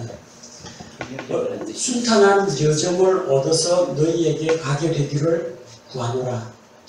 구체적으로 기도하는 바는 뭡니까? 로마로 가는 순탄한 여정을 주십시오. 하나님께 바울이 기도를 하고 있습니다. 자, 11절에 보면 방문의 목적이 나오죠. 내가 너희를 간절히 보고자 하면 내가 너희에게 어떤 영적 선물을 나누어 주어 너희를 굳게 세우고자 함이니 바울의 목적이 나옵니다. 영적 선물을 나누어 주는 것. 영적 선물 spiritual gift라는 것은 영적인 은사 그걸 이야기하는 게 아닙니다. 은사는 바울이 나눠줄 수가 없어요. 고린도전서 12장 11절에 이 모든 일은 같은 한 성령님께서 행하사 그 뜻대로 각 사람에게 나눠주신다고 했습니다. 은사를 나눠주시는 분은 성령님이고 사도 바울은 은사를 나눠줄 수가 없어요. 오늘날 임파테이션 한다고 그러죠. 은사 접목. 방언 받은 목사님이 딱 안수하면 다 방언 터지고 능력 많이 받은 목사님이 탁 그러고 당신의 능력이 갑절이나 내게 임하기를 원합니다 하면 자기한테 그 능력이 올라오고 이 목사님이 힘이 쭉 빠진다고 하는데 그런 게 없다라는 이야기예요. 은사 접목 안 일어납니다. 사람이 주는 그 은사가 성령님의 은사가 아니에요. 성령께서 교회를 세우기 위해서 주시는 은사는 성령님께서 성령님의 뜻대로 각 사람에게 개별적으로 나눠주지 무슨 집회 가면 집단적으로 방언을 받는다 이런 건 벌써 잘못됐다는 거예요. 각 사람의 필요에 따라서 주신다고 했고 성령님이 주시는 거지 어떤 목회자나 은사주의자가 나눠주는 게 아니라는 겁니다. 그럼 여기에 있는 영적인 선물은 무엇이냐? 사도 바울이 가지고 있는 영적인 진리들, 바른 교리, 진리의 말씀을 이야기합니다. 뭘 보면 알 수가 있느냐? 그 영적 선물을 나눠주면 너희가 어떻게 된다고요? 굳게 선다고 했어요. 믿음에 굳게 세울 수 있는 선물이라는 거예요. 뭐 방언을 말하거나 병 고치는 거나 그런 걸로 세우는 게 아니고 예수 그리스도를 믿는 믿음 안에서 성도들을 굳게 세울 수 있는 진리의 말씀, 올바른 교리를 전달해 주기 위해서라는 겁니다. 그래서 내가 방문해서 어떤 걸 하고 싶으냐? 12절 누가 읽어볼까요? 그것은 곧 너희와 나 사이에 공통된 믿음으로 말미암아 내가 너희와 함께 위로를 받고자 하니라. 예, 서로 같은 믿음, 공통된 믿음 안에서 위로를 받고자 합니다. 우리 형제 자매들 얼마나 소중한지 몰라요. 같은 믿음을 가지고 있거든요. 그게 위로가 됩니다. 우리가 믿는 것 불신자들이나 딴 사람한테 이야기하면 뭐 이상한 사람이라고 그러고 남이라고 그러는데 같은 믿음 이걸 가지고 있다는 것이 우리에게 큰 위로가 됩니다. 아무리 처음 보는 낯선 사람일지라도 바른 말씀하고 바른 교리를 가지고 있으면 형제 자매라고 부르기를 조금도 주저하지 않습니다. 바울은 지금 로마 성도를 본 적이 없어요. 이번에 처음 가려고 하는데 가서 그들을 통해서 같은 믿음을 통해서 그 사람들도 위로하겠지만 사도 바울 자신도 위로를 받고자 하는 겁니다. 그는 가고 싶었어요. 13절에 보니까 형제들아 이제 나는 너희가 이것을 모르기를 원치 아니하노니 곧 내가 너희 가운데서도 다른 이방인들 가운데서처럼 어떤 열매를 얻기 위해 여러 번 너희에게 가고자 하였으나 이제껏 막혔도다. 그는 로마로 가고자 하는데 그동안 기회가 막혔다는 겁니다. 그들 가운데서 어떤 열매를 얻고자 합니다. 그 열매는 어떤 거예요? 다른 이방인들 가운데서 맺었던 그 열매, 곧 진리의 말씀을 로마에서 선포함으로 말미암아 각 사람이 하나님을 향한 믿음으로 돌아오고 복음의 진리 가운데서 바르게 서게 되는 그런 열매를 맺기를 원했다는 겁니다. 왜 그가 이 로마에까지 가서 복음을 전하기를 원했느냐? 14절 나는 그리스인이나 바바리인이나 지혜 있는 자나 지혜 없는 자에게 다 빚진 자니라.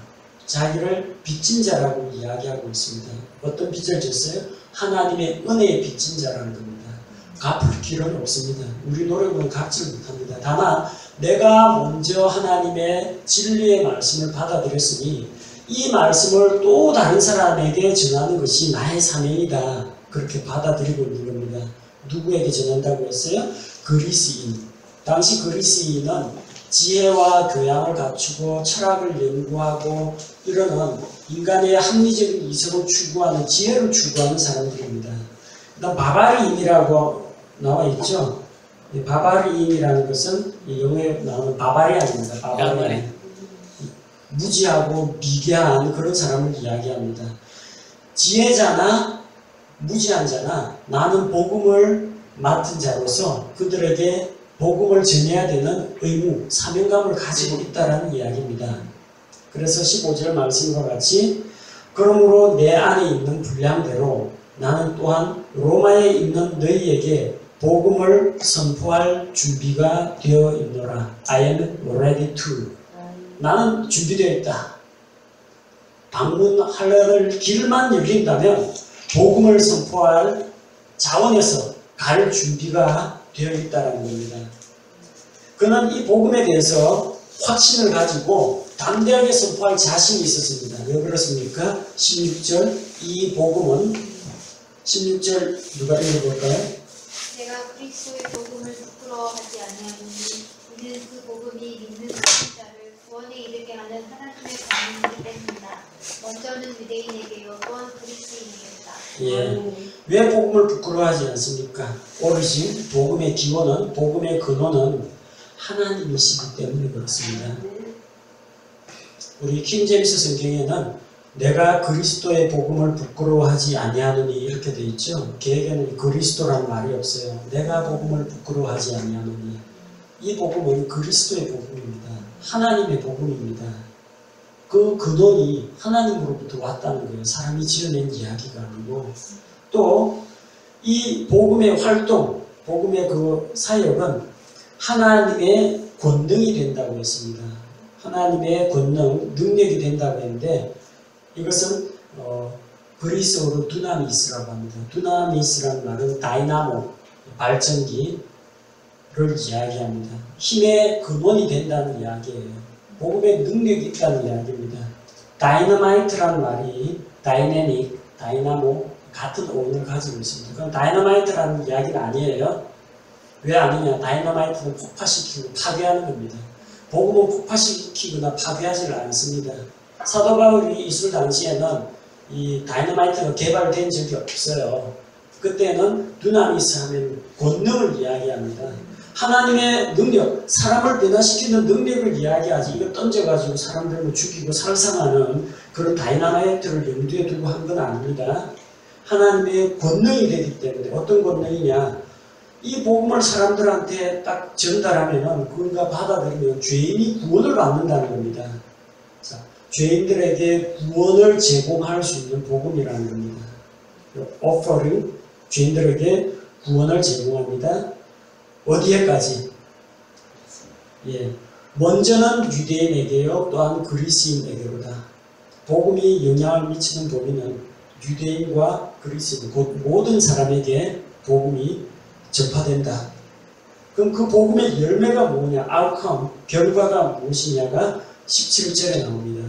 복음에는 하나님의 의가 믿음에서 믿음까지 계시되어 있나니 이것은 기록된 바 의인은 믿음으로 살리라 함과 같으니라.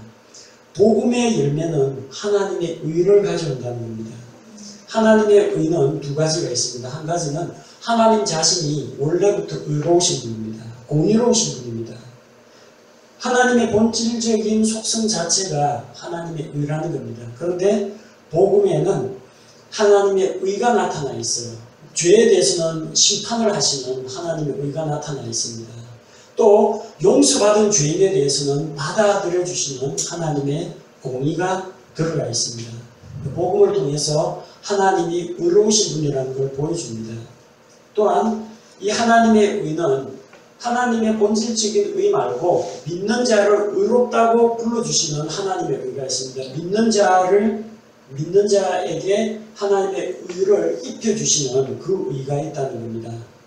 공의로우신 하나님이 어떻게 죄인을 의롭다고 할 수가 있느냐? 다 심판해가 죽여야 마땅한데 거기에 한 가지 비밀이 있다는 겁니다. 예수 그리스도의 십자가의 죽음이 바로 이 죄인들의 죄 문제를 대신했기 때문에 누구든지 예수님의 십자가의 구속의 공로를 자기 것으로 받아들이는 자들에게는 하나님께서 비록 그들은 죄인이고 다 멸망받아야 마땅한 사람들이지만 자기 아들 예수 그리스도의 의를 그들에게 전가해서 그들에게 입혀서 하나님께서 그들의 죄를 보지 않으시고 예수 그리스도께서 십자가에서 이루신 그 보배로운 구속, 보배로운 피로 말미암은 구속을 보시기 때문에 죄인들을 의롭다고 불러주신다는 겁니다.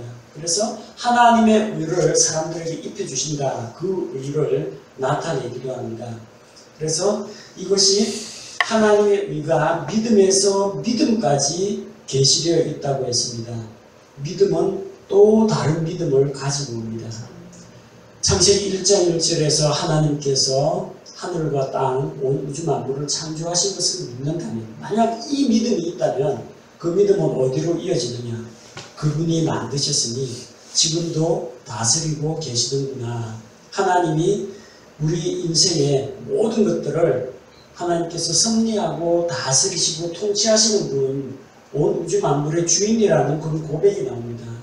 그런 하나님 앞에 설 때 내가 만약에 그분의 목적에 맞지 않게, 합당하지 않게 살면 마지막 날에 내가 그분 앞에서 결산보고를 하고 그분 앞에서 심판을 받아야 하는구나. 심판주 하나님을 믿게 됩니다.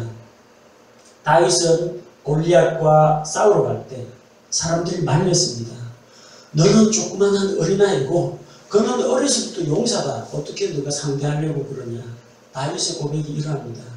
내가 어릴 때 양을 치다가 사자나 곰이 나타나서 양 새끼를 움켜쥐고 도망가면은 내가 쫓아가서 이 갈기털 턱수염을 잡고 쳐가지고 어린 양을 구출해냈다. 하나님께서 나를 사자와 곰의 이빨과 발톱에서 건져내셨은즉 이 블레셋 거인으로부터 나를 건져주실 줄을 믿는다.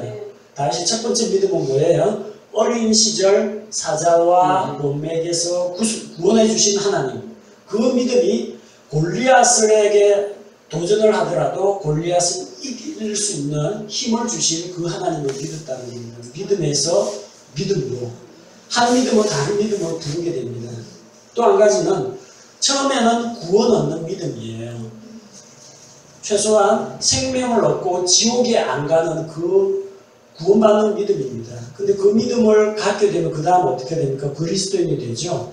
믿음으로 살아가는 방법을 배웁니다. 아멘. 믿음으로 구원받고 이제 천국은 땅을 만사님 마음대로 살자 그런 이야기가 아니고요. 그리스도인이 된 다음에 이제는 어떻게 하면은 하나님과 교제하면서 하나님을 의지하면서 살아갈 수 있을까? 믿음으로 살아가는 방법을 배우게 된다는 겁니다. 그래서 이것은 마치 구약성경 하박국 2장 4절에 나오는 말씀과 같이 의인은 믿음으로 살리라 함과 같으니라. 믿음으로 산다는 것은 두 가지 의미가 있어요. 그 성경에 라이프라고 할 때, 생명이라고 할 때 한 가지는 라이프, 그냥 생명, 목숨 이걸 이야기하기도 하고 하나는 살아가는 삶을 이야기하기도 합니다. 생활을 이야기하기도 합니다. 우리는 믿음으로 생명을 얻습니다. 믿음으로 산다. 믿음으로 살았다. 생명을 얻었다. 이 의미도 되지만 믿음으로 살아간다라는 계속되는 그리스도인의 생활을 이야기하기도 합니다. 그래서 믿음으로 생명을 얻고 믿음으로 살아갑니다. 예수님께서 세상에 오신 목적이 무엇입니까? 도적이 오는 것은 도둑질하고 죽이고 멸망시키려는 것뿐이요 내가 온 것은 양으로 생명을 얻게 하고 생명을 더 풍성히 얻게 하려는 것이라. 이미 영원한 생명을 얻었는데 우리의 삶이 목숨을 건지는 그 생명도 필요하겠지만 이제 구원받는 삶이 더욱더 풍성한 삶이 되기를 원하신다는 겁니다.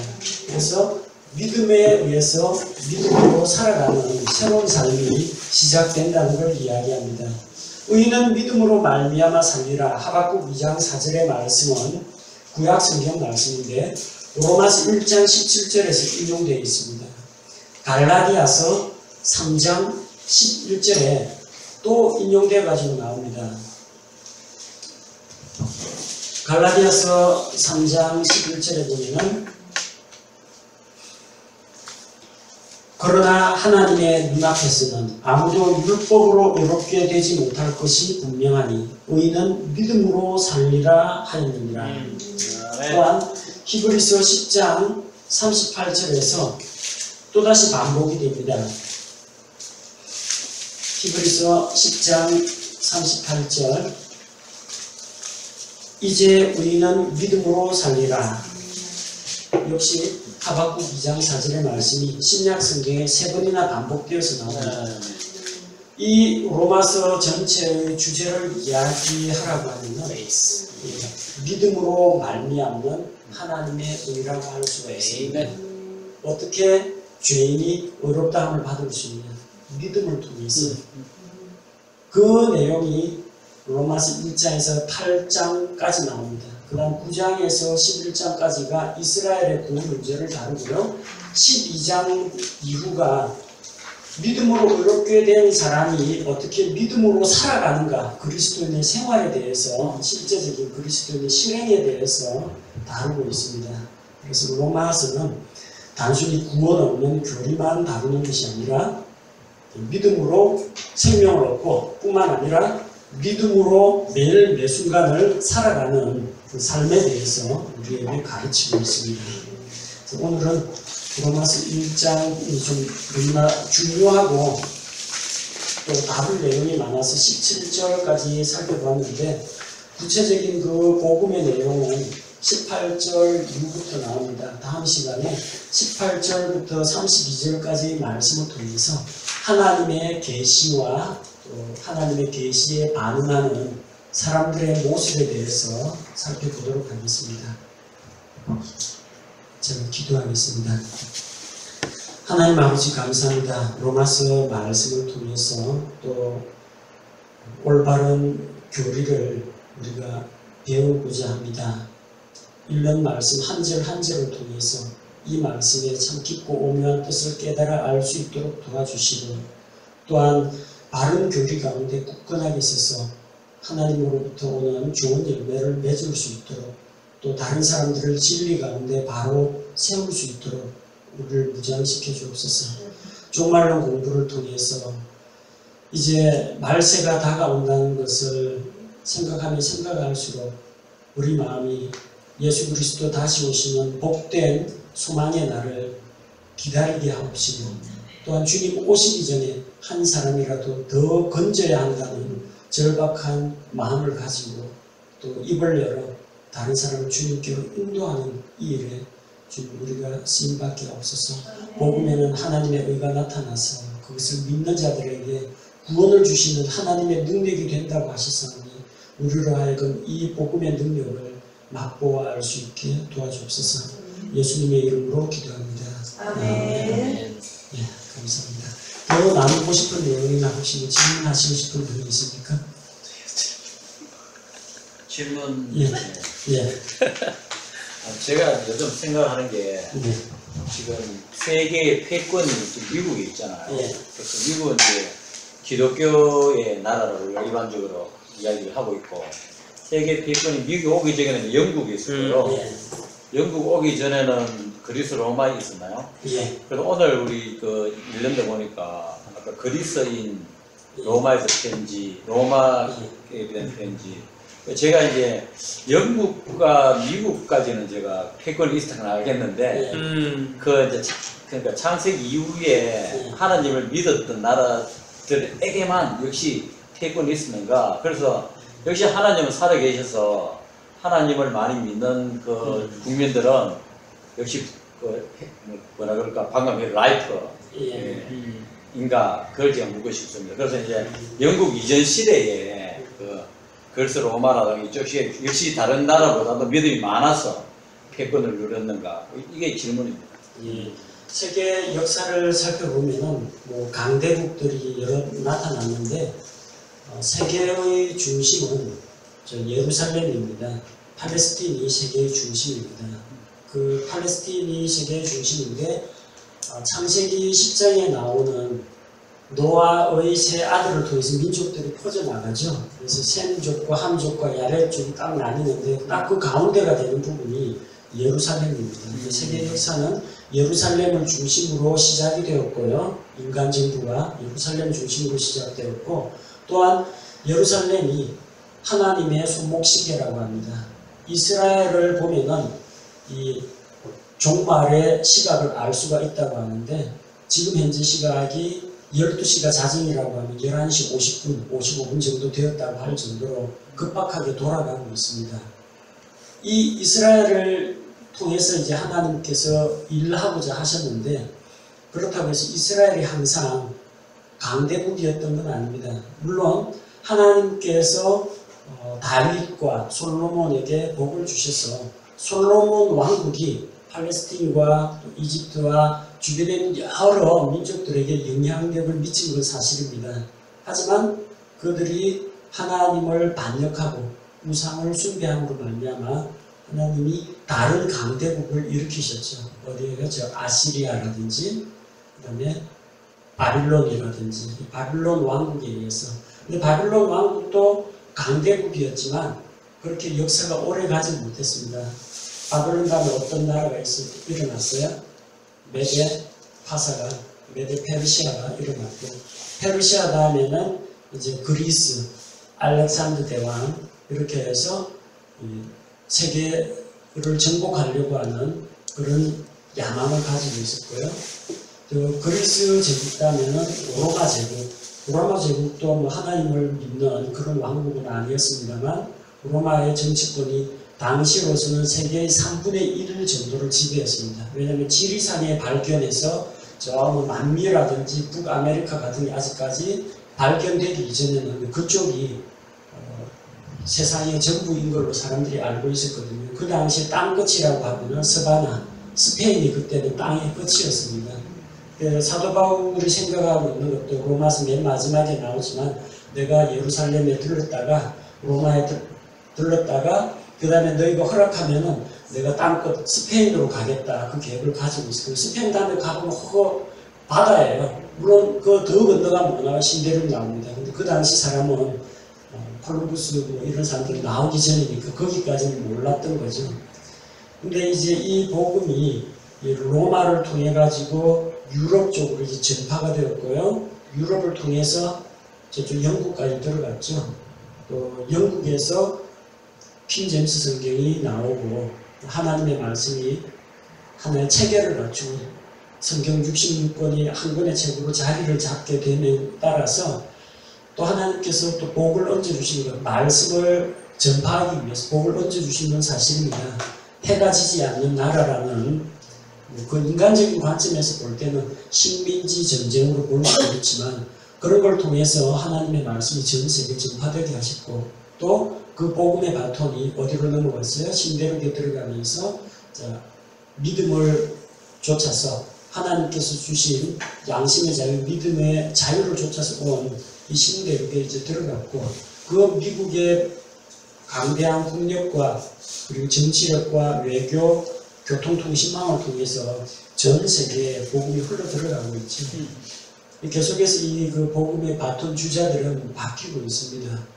지금은 달러 지폐하는 인간 위트러스트, 우리는 하나님을 신뢰합니다라고 하지만 미국의 삶의 모습이나 행태는 그들의 조상들인 청교도들을 보면 땅을 치고 진짜 통곡을 할 만한 그런 해역한 모습을 보이고 있어요.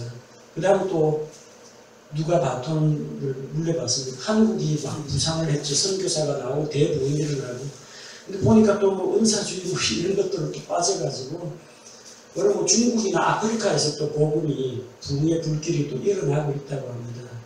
그런 것들을 보면은 반드시 하나님을 믿는 나라가 잘 살고 잘 된다라는 그런 보장은 없습니다. 하지만 우리가 하나님의 말씀을 더 널리 전하기를 원하고 또 우리가 말씀으로 무장되었을 때 그 말씀을 전할 수 있는 길들, 통로를 하나님께서 열어주신다는 걸 알 수가 있어요. 근데 하나님께서 주신 그 능력과 부, 경제적인 성장을 가지고 사람들이 향락적인 문화에 빠져들고 물질 숭배에 빠져들고 그럴 때는 그들도 로마와 같은 패망의 길을 걸을 수밖에 없다는 거죠. 그래서 또 하나 질문인데 예. 그러면은 이제 영국이라든가 네. 미국 그 시기에는 이제 그 정의의 가치라 그럴까 네. 살아계신 하나님을 믿는 나라들이 네. 이제 그 근대화라는 걸 통해서 근대 그러니까 이 지금처럼 잘 산다는 게 네. 어떤 의미에서는 경제력이 네. 어떤 의미에서는 정의의 가치라 한다면은 네. 영국 이전에 하나님을 믿었던 뭐 로마라든가 그리스 같은 경우는 하나님을 그렇게 많이 믿지는 않았지만은 이스라엘이라든가 이런 하나님 믿었던 나라들이 그 당시 가치로 봤을 때에 네. 또 그리스 로마보다 더 큰 가치를 예를 들어서 뭐 이스라엘이 갖고 있었다라든가 그런 건 없습니까? 더 큰 가치라고 하면 그들이 하나님의 말씀을 맡았다. 그게 아마 제일 큰 가치가 되겠죠. 이스라엘을 하나님께서 왜 세워가지고 뭘 기대하셨습니까? 너희는 내게 제사장 왕국이 되라. 하나님의 영광을 드러내고 하나님의 이 오묘한 율법의 말씀을 다른 민족들에게 전파하고 모든 백성, 이방 백성들이 와서 보고 하나님의 그 말씀에 놀라고 하나님이 정말 살아계시구나, 하나님께 경배하고 이제 그런 걸 원했던 거죠. 이스라엘이 그렇게 하나님의 특별한 그런 은혜를 누리고 수많은 우수한 인력들을 배출하고 이런 것들도 보면은 하나님의 말씀을 맡았기 때문에 하나님께서 그들을 그만큼 성장시키고 복을 주신 걸 볼 수가 있죠. 큰 가치라는 물질적인 가치, 그 이상의 가치를 가지고 있었다는 거죠. 그러니까 성경적으로 해석하면은 네. 이스라엘의 미래는 어떻게 됩니까? 이스라엘의 미래요. 지금 현재는 자기들의 메시아를 몰라보고 십자가에 못 박아 죽였고 아직도 메시아는 오지 않았다고 생각하고 자기들을 세계에서 제일 강대국으로 만들어줄 그런 메시아를 기다리고 있습니다. 근데 이 사람들이 하지 못하고 있는 게 벌써 몇천 년간 하나님께 제사를 드려본 적이 없습니다. 아무 데서나 이게 바베큐 굽듯이 그렇게 제사를 드릴 수가 없고요. 반드시 하나님이 정하신 예루살렘 성전에서 드려야 되는데 그 예루살렘 성전이 있는 자리에 황금 사원, 이슬람 사원이 있기 때문에 그거 밀어내고 했다가는 전쟁이 일어납니다. 아랍 국가들하고. 할 수가 없는 거예요. 그래서 그들 가운데서 점차 하나님의 말씀이 멀어지고 율법도 멀어지고 해서 근본주의 유대인들 가운데에서 옛날 예수님 당시에 있던 근본적인 그 유대 종교를 가지고 있는 사람이 1%가 채 안 된대요. 대다수는 무신론자들이에요. 근데 그 가운데 또 일부는 메시아닉 주라고 해서 유대인의 율법도 지키고 예수아라고 하는 하나님이 보낸 대언자도 믿는 반유대인이고 반크리스찬이고 그러면서도 율법하고 절기 안식일을 지켜야 된다고 주장하는 그 메시아닉 주들이 있습니다. 그런 사람들이 그리스도인인지 아닌지 헷갈릴 정도로 한편으로는 믿음을, 한편으로는 율법의 행위를 가지고 나가는 그런 사람들이 있어요. 이 사람들은 앞으로 어떻게 되느냐면은 정말로 거듭난 성도라면은 예수 그리스도의 십자가 공로만 의지하고 믿고 거듭난 성도면 이 세상 마지막 때 예수님께서 공중 재림하실 때 교회하고 똑같이 올라갑니다. 땅에는 누가 남느냐? 믿지 않는 유대인하고 믿지 않는 이방인들만 남습니다. 그러다가 이제 적그리스도가 나타나서 메시아 행세를 하겠죠. 중동 문제 딱 해결해주고 이스라엘을 쫙 띄워주고 예루살렘 성전 짓도록 해주면 이스라엘 메시아다 하고 박수치면 환영을 합니다. 그럼 이제 7년 동안 언약을 맺습니다. 3년 반 동안 이스라엘에게 온갖 특혜를 다 주고 그러다가 3년 반 지나면은 이제 자기가 전 세계를 지배하고 장악하게 되면은 자기가 하나님이라고 예루살렘 성전에서 선포하고 자기를 경배하지 않는 유대인들에 대해서 대대적인 핍박을 하게 되겠죠. 그 환란기 때 아차 우리가 가짜에게 적그리스도에게 속았다라는 사실을 깨닫고 그제서야 도망가고 피하고 숨고 하면서 이제 뒤늦게 하나님을 찾고 하나님께 회개하고 돌아오게 됩니다. 그래서 이스라엘이 민족적으로 회개하고 돌아오게 됩니다. 모든 사람이 구원받는 건 아니겠죠. 그 가운데에서 하나님께 돌이키고 돌아온 사람들이 나중에 구원을 하나님께서 주시는 그 고난 가운데서 구원해 주시고 예수 그리스도 다시 오실 때 그들은 찬송하리로다 주의 이름으로 오시는 이여 호산나 찬양을 부르면서 지상 재림하는 예수님을 만나서 그 예수님을 자기들의 왕으로 삼아서 천년왕국에서 예수 그리스도의 통치를 받으면서 하나님의 하늘의 왕국이 땅에 임하는 거죠. 그 말씀과 같이 복을 누리는 그런 민족이 될 겁니다. 24, 25 크리스마스 때 인류 역사 전체 해달라고 했는데 한번 총정리해서 이야기하도록 하죠. 네. 됐습니까?